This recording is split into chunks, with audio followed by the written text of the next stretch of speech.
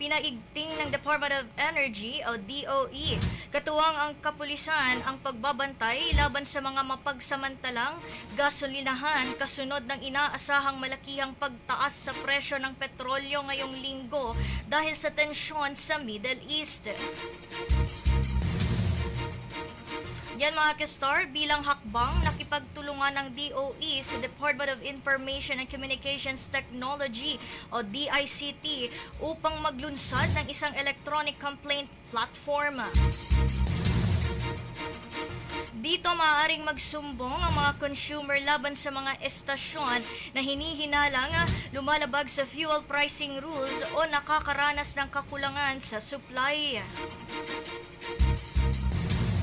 Ayon sa ahensya, madaling makapagpadala ng reklamo ang publiko gamit ang e-report tab sa eGov application.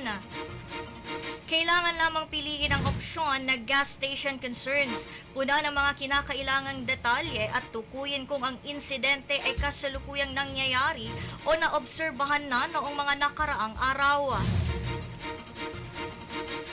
Bukod sa teknolohiya, mga Kisser Nation, nakikipag-ugnayan na rin ang DOE sa Department of Interior and Local Government o DILG at Philippine National Police upang palakasin ang pagbabantay laban sa hoarding at profiteering.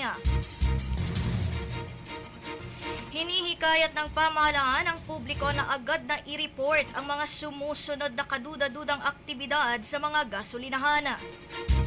Ang hakbang na ito ay inilabas kasunod ng pagsasara ng Strait of Hormuz na itinuturing na pinakamahalagang oil export sa buong mundo. Isa itong pangunahing global shipping corridor na ang nag-uugnay sa mga Gulf oil producers patungo sa Gulf of Oman at Arabian Sea. At yan mga ka-star, nagsara ang naturang ruta dahil sa patuloy na sigalot na kinasasangkutan ng United States, Israel at Iran.